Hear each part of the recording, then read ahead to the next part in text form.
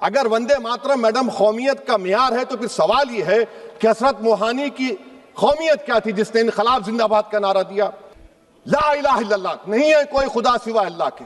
और कुरान में अल्लाह क्या बोल रहा? इय्याका नाबुदु इय्याका नस्तईन, तुम मेरी इबादत करो मुझे मानो। आप गाते हैं, हम नहीं गा सकते हैं, इसकी एक वजह है। आप ये चाहेंगे कि हम भी गाएं, मुमकिन ही नहीं है। वंदे मातरम सिर्फ अतीत की ललकार नहीं, ये वर्तमान की जिम्मेदारी है। यही समय है कि हम वंदे मातरम को सिर्फ नारा नहीं, नीति और जिम्मेदारी बनाए। बहुत बहुत शुक्रिया आपका कि आपने एक अहम मौजू पर मुझे बोलने का मौका इनायत फरमाया। और बड़े अफसोस की बात है कि बड़ी धूमधाम से हुकूमत की तरफ से इस बात को रखा गया, मगर 30 से ज़्यादा एमपी यहाँ पर मौजूद नहीं है।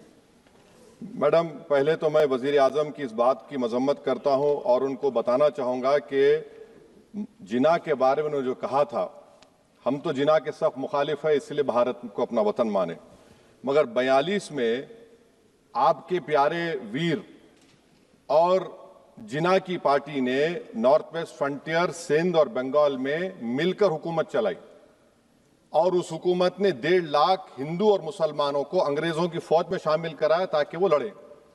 तो किसी शायर ने अच्छा कहा था वजीर आजम के बारे में कि फरेब देकर जमाने को पारसा ना बनिए, इन्हें कहो कि वो बंदा बने खुदा ना बने, अमीर शहर यही चाहता या हजरत कि हमारी चीख गले में रहे सदा ना बने।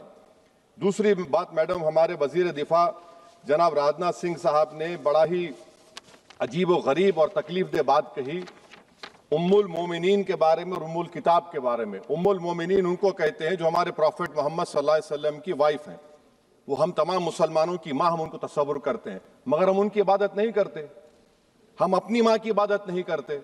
उम्मुल किताब कुरान है, हम कुरान की इबादत नहीं करते, कुरान अल्लाह का भिजावा कलाम है। तो उसके बारे में भी शायर ने अच्छा कहा कि खबर नहीं जिन्हें अपने दीन और मजहब की, हमें वो दीन का मतलब सिखाने निकले हैं। अहम बात यह है कि मैडम, हमारे मुल्क का आइन क्या इस लफ्ज से आगाज होता है, वी द पीपल। इसका आगाज भारत माता के नाम से नहीं होता है। हमारे संविधान का जो प्रियम्बल है वो क्या कहता है? Liberty of thought, expression, belief, faith and worship. अगर दस्तूर का ये पहला सफा ये बात करता है तो फिर कैसे किसी शहरी को किसी खुदा, देवी, देवता की इबादत करने पर या सजदा करने पर मजबूर किया जा सकता है? आप ही की पार्टी से आज की जो बातें हुई इसी कब हो रही हैं। हमारे कॉन्स्टिट्यूंट असेंबली में मैडम एक मोहतरमा थी रोहिणी कुमार चौधरी ने एक तजवीज दी थी कि प्रियम्बल में किसी देवी के नाम से शुरू हो। उन्होंने खास तौर से वंदे मातरम का जिक्र किया, मगर उसको कबूल नहीं किया गया। फिर केवी कामत साहब ने एक तजवीज दी कि इट्स सिटीजन्स को बदलकर हर सिटीजन्स किया जाए और खुदा के नाम से शुरू किया जाए, वो तरमीम को मुस्तरद कर दिया गया। हमारे संविधान का उसूल यह है कि भारत क्या है, उसकी अवाम है, अवामी कानून की मुसन्निफ है, अवाम मर्जी से सबसे बालातर है, अवामी हाकिम है। मुल्क किसी खुदा, देवी, देवता, मजहबी इलामत के नाम से नहीं चलता, ना मुल्क किसी एक मजहब की मिल्कियत है। इसीलिए बाबा साहब अम्बेडकर ने क्या कहा था? उन्होंने मदर इंडिया के नजरिए को मुस्तरद किया। बाबा साहब ने एक नई इस्तिलाह वजह कर दी और कहा कि भिक्षित भारत, ये बाबा साहब अम्बेडकर ने कहा। अब मैडम, अगर मजहबी आजादी इस आइन का बुनियादी उसूल है तो सवाल ये पैदा होता है कि उस वक्त हमारे जो कॉन्स्टिट्यूंट असेंबली के प्रेसिडेंट थे जनाब राजेंद्र प्रसाद साहब ने किस बुनियाद पर वंदे मातरम को कौमी तराना करार दिया? ना तो कोई सेक्यूर रेजोल्यूशन है इसके बारे में। मैडम, मैं आपको बताना चाहूंगा कि जुडिशरी क्या कहती है। बीजू इमैनुअल केस है 1986 का, जिसमें जिहोवा विटनेस ने कहा कि मैं नेशनल एंथम के वक्त खड़े रहूंगी, पढ़ूंगी नहीं। सुप्रीम कोर्ट ने कहा कि उसने कोई गुनाह नहीं किया। वहीं एक 2017 का केस है अश्विनी उपाध्याय का केस सुप्रीम कोर्ट का, उन्हें कहा गाइडलाइंस दिए जाएं वंदे मातरम पर, सुप्रीम कोर्ट ने नहीं कह दिया। फिर आप आ जाइए madam, prevention of insult act national 1971, इसमें नेशनल सॉन्ग नहीं है, सिर्फ नेशनल एम्बलम और आपका नेशनल एंथम है। फिर आप आ जाइए 40th अमेंडमेंट आर्टिकल 51 है, 76 में पास हुआ, उसमें भी इसका कोई जिक्र नहीं है। मैडम, मैं आपके सामने बताना चाहूंगा कि हमारा भारत एक इसका मजमुआ क्या है। इसमें हिंदू है, मुसलमान है, सिख है, ईसाई है, जैन है, एथिस्ट है, मेहनत कश है, किसान, गरीब, मजलूम और दलित है। मगर अगर जो तकारीर आज हमने यहां पर सुनी और बाहर जो सुनते हैं, अगर भारत को देवी कहने और उसके आगे सजदा करने तो दरअसल कौम परस्ती को, वतन से मोहब्बत को मजहब में तब्दील कर रहे, और फिर यहां पर बोल रहे कि अगर भारत में रहना है तो वंदे मातरम गाना पड़ेगा। भाई ये तो संविधान के खिलाफ है, सुप्रीम कोर्ट के जजमेंट के खिलाफ है।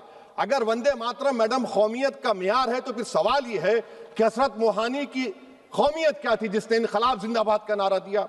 अगर यूसुफ मेहरली ने quit India Simon go back का नारा दिया तो उसकी कौमियत क्या थी? अगर हैदराबाद से मौलवी अलाउद्दीन जो मक्का मस्जिद का पहला मुजरिम है काला पानी में, और तूरेबाज खान जो मारकर लाश को लटका दिया गया था हैदराबाद में 8 दिन तक, उसकी कौमियत क्या थी? अगर इनायतुल्लाह काफी जो जिहाद का फतवा अंग्रेजों के खिलाफ दिया मुरादाबाद में, जब उनको 2 दिन में फांसी की सजा दी गई, और जब फांसी की सजा के ओर जा रहे हैं तो इनायतुल्लाह मौलाना काफी की जबान पर क्या था? वो रसूलुल्लाह हमारे प्रॉफिट की नात पढ़ रहे थे। क्या पढ़ रहे थे? कोई गुल बाकी रहेगा ना चमन रह जाएगा, पर रसूलुल्लाह का दीन हसन रह जाएगा। तो उनकी कौमियत क्या थी? माल्टा की जेल में महमूदुल हसन, हुसैन अहमद मदनी 6 महीने माल्टा की जेल की ग्राउंड में पड़े रहे, उनकी कौमियत क्या थी? अल्लामा फजल खैराबादी का वो सेल काला पानी का पुकार कर से पूछ रहा है जो वहीं पर मर गए, खबर वहां पर है, बताओ मेरी कौमियत क्या थी? मैडम मैं एक मुसलमान हूं, मैं इस्लाम को मानने वाला बावकार इंसान हूं, और मेरे मजहब की बुनियादी तालीम तौहीद है, ला इलाहा इल्लल्लाह, नहीं है कोई खुदा सिवा अल्लाह के। और कुरान में अल्लाह क्या बोल रहा? इय्याका नाबुदु इय्याका नस्तईन, तुम मेरी इबादत करो, मुझे मानो। मुझे कहां से मिल रहा? आर्टिकल 25 से मिल रहा है। मुझे कहां से मिल रहा है? Liberty of thought, expression, belief, faith and worship से मिल रहा है। तो इसको जोड़ना ये बहुत ही खतरनाक होगा। और हमारे प्रॉफिट मोहम्मद सल्लल्लाहु अलैहि वसल्लम जब मदीने को गए तो उन्होंने उस वतन के लिए दुआ की, कहा कि अल्लाह मदीने की मोहब्बत हमारे दिलों में और इजाफा कर दे। मैडम चेयरपर्सन, बहुत बहुत शुक्रिया इस डिबेट में हिस्सा लेने के लिए जो आपने टाइम दिया। नेशनल सॉन्ग वंदे मातरम पे डिस्कशन हो रहा है सुबह से, और मैं ये समझता हूँ कि इस मुल्क में इस नेशनल सॉन्ग के साथ किसी का ना एतराज़ है, ना कोई दो राय है। एहतराम है हर किसी का इस सॉन्ग को लेके, मगर मसला सिर्फ तब पेश आता है जब जो तकरीरें सुबह से इस तरफ से हुई, बीजेपी की तरफ से और लाइक माइंडेड जो इनकी पार्टीज़ है, जब ये कहा गया कि हिंदुस्तान में रहना है तो वंदे मातरम गाना है। ये कहा गया कि आप तभी इस मुल्क के बाशिंदे हो जब आप ये गाना गाओगे। एतराज़ तब शुरू होता है। आप वंदे मातरम को नेशनल सॉन्ग मानते हैं, हम सब मानते हैं, आप गाते हैं, हम नहीं गा सकते हैं। इसकी एक वजह है, और उस वजह की आज़ादी हमें इस मुल्क के आईन ने ही दी है। कभी कभार कुछ मामलों में दो चीज़ों के दरमियान क्लैश होता है, एक नेशनल कॉन्सेप्ट और आपकी रिलीजियस फेथ, और ये यूनिवर्सल है, इटर्नल फैक्ट है, चाहे किसी भी मजहब से कोई भी वाबस्ता हो, मुसलमान हो, हिंदू हो, सिख हो, वो इटर्नल आइडेंटिटी अपने मजहबी अकीदों को मानता है, वो प्रायोरिटी अपने मजहबी अकीदों को देता है। मैं एक छोटी सी एग्जांपल दूंगा। इस मुल्क में सिटीजनशिप छोड़ने की तादाद लाखों में है पिछले कुछ सालों से, उसमें मेजॉरिटी हिंदू धर्म से वाबस्ता लोग हैं जिन्होंने दूसरे मुल्कों में सिटीजनशिप ली और इस मुल्क की सिटीजनशिप को वॉलंटियरली छोड़ा। मगर जब उन्होंने अपनी इस टेम्परेरी आइडेंटिटी को तब्दील किया, नेशनैलिटी को तब्दील किया, क्या उन्होंने अपनी रिलीजियस आइडेंटिटी को तब्दील किया? क्या वो हिंदू से किसी और मजहब में तब्दील हुए? नहीं, उन्होंने टेम्परेरी आइडेंटिटी को तब्दील किया, मगर इटर्नल आइडेंटिटी को उन्होंने थामे रखा, क्योंकि वो उनके लिए इटर्नल आइडेंटिटी है। मजहब, धर्म इटर्नल आइडेंटिटी है, इटर्नल बिलीफ है। हम कल सब चले जाएंगे इस दुनिया से, पासपोर्ट, आधार कार्ड यहीं पे छोड़ के चले जाएंगे। ये जब चले जाएंगे अपने साथ अपने धार्मिक जो काम किए हैं वो साथ में ले जाएंगे। पासपोर्ट और आधार कार्ड, नेशनैलिटी अपने साथ नहीं लेंगे। जब मैं इस दुनिया से चला जाऊंगा, पासपोर्ट, आधार कार्ड, ये टेम्परेरी आइडेंटिटी यहीं पे रह जाएगी। मेरी इटर्नल आइडेंटिटी, मेरी मजहबी आइडेंटिटी, मेरे मजहब के अकायद मेरे साथ चलेंगे जिस तरह इनके साथ चले जाएंगे, वो इटर्नल आइडेंटिटी है। और जब ये क्लैश सामने आता है तब हमें कॉन्स्टिट्यूशन ही ये आजादी देता है कि आपकी रिलीजियस फंडामेंटल जो फ्रीडम है, आप उस रिलीजियस फ्रीडम को इस मुल्क में कॉन्स्टिट्यूशन के हवाले से उस रिलीजियस फ्रीडम को एक्सरसाइज कर सकते हैं। और वंदे मातरम का जब मसला पेश आता है, जब यह कहा जाता है कि आपको ये जबरदस्ती गाना पड़ेगा, हम तब ये कहते हैं कि आप गाए, हम एहतराम देते हैं। नेशनल सॉन्ग है, हम उसका भी एहतराम करते हैं, उसमें दो राय नहीं है। आप गाए, हम एहतराम के लिए खड़े हो जाएंगे। मगर आप ये चाहेंगे कि हम भी गाए, मुमकिन ही नहीं है, हो ही नहीं सकता है। आप चाहेंगे, अब सब्र करो। सुबह से इतने लोग बोलते आ रहे हैं।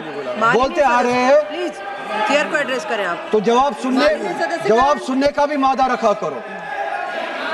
आप गाइए, आप बोलिए नेशनल सॉन्ग है, आप बोलिए नेशनल सॉन्ग है, कोई दो राय उसमें नहीं है। मगर हम पे थोपिए मत। कॉन्स्टिट्यूशन इस चीज की हमें आजादी देता है। आज हमारे राष्ट्रगीत के 150 वर्ष पूरे होने पर हो रही महत्वपूर्ण चर्चा में गर्व के साथ एक भारतीय होने के नाते मैं अपने विचार रखना चाहती हूँ।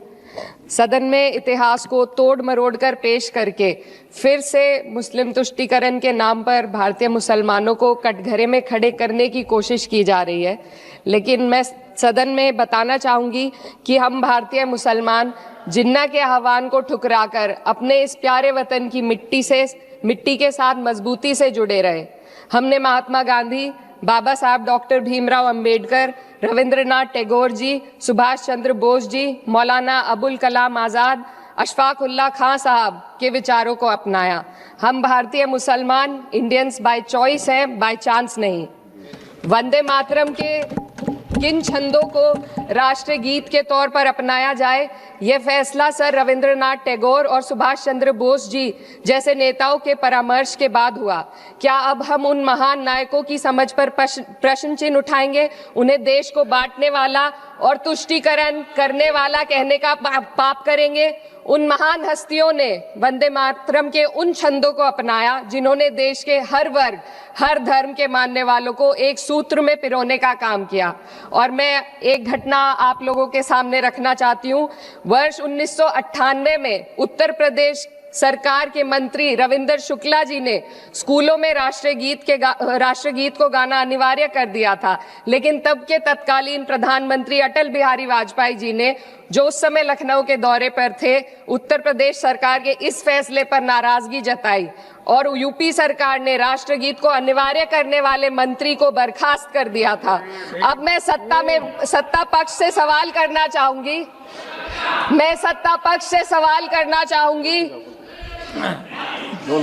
बोलने दीजिए। मैं सत्ता पक्ष से सवाल करना चाहूंगी कि जो विजन आजादी के समय के लोगों का था राष्ट्रगीत को स्वेच्छा पर छोड़ने का, उसी का अनुसरण माननीय अटल बिहारी वाजपेयी जी ने किया, तो क्या वे भी मुस्लिम तुष्टीकरण कर रहे थे? जी नहीं, अटल बिहारी वाजपेयी जी राजधर्म निभा रहे थे। देश में सब धर्मों को एक साथ लाना, सबके जज्बात का एहसास करना ही सबसे बड़ा राष्ट्रवाद है। माननीय अध्यक्ष महोदय, आज हमें वंदे मातरम के असली भाव को समझना जरूरी है। यह गीत तो देश के जल, जंगल, जमीन, हरियाली और निर्मल हवा की वंदना को समर्पित है। यह भारत की जन जन की मंगल कामना करता है कि भारत का हर नागरिक स्वस्थ रहे, सुरक्षित रहे और सम्मान के साथ जी सके। सुजलाम सुफलाम का अर्थ है, सुनिए, ऐसा देश जहां स्वच्छ और पर्याप्त जल हो, जहां नदियां जिंदा हो, बहती हो, जीवन देती हो। अध्यक्ष महोदय, लेकिन अब जरा यमुना का हाल देखिए। दिल्ली प्रदूषण नियंत्रण समिति की 2025 की रिपोर्ट बताती है कि यमुना के कई हिस्सों में बीओडी स्तर 127 mg पर लीटर है तक पहुंच चुका है, जबकि किसी जीवित नदी के लिए ये 3 mg पर लीटर से कम होना चाहिए। ये सिर्फ नदी का संकट नहीं है, ये किसान का संकट है। नमामि गंगे के नाम पर हजारों करोड़ रुपए खर्च हो गए, लेकिन सच्चाई ये है कि आज भी गंगा और यमुना के किनारे किसान मजबूरी में उसी जहरीली पानी से खेती कर रहा है। वही जहर अनाज में उतरता है और वही जहर किसान की जिंदगी को धीरे धीरे खत्म कर देता है। अध्यक्ष महोदय, जब पानी जहर हो जाएगा तो सुजलाम कैसे होगा? जब किसान बर्बाद होगा तो सुफलाम कैसे होगा? मलयज शीतलम, मलय का अर्थ है मलय पर्वत से बहने वाली ठंडी सुगंधित चंदन जैसी हवा जो जीवन देती है, बीमारी नहीं। आज मैं इस सदन से पूछना चाहती हूं, क्या आज के भारत की हवा मलय जो शीतलम है? नहीं अध्यक्ष जी, बस संसद से बाहर कदम रखिए, एक गहरी सांस लीजिए। ये चंदन की महक नहीं, ये जहर है जो आपके हमारे फेफड़ों में उतर रहा है। दुनिया के 20 सबसे प्रदूषित शहरों में से 13 भारत में है। दिल्ली की हवा में सांस लेना मानो रोज 20 सिगरेट पीने जैसा हो।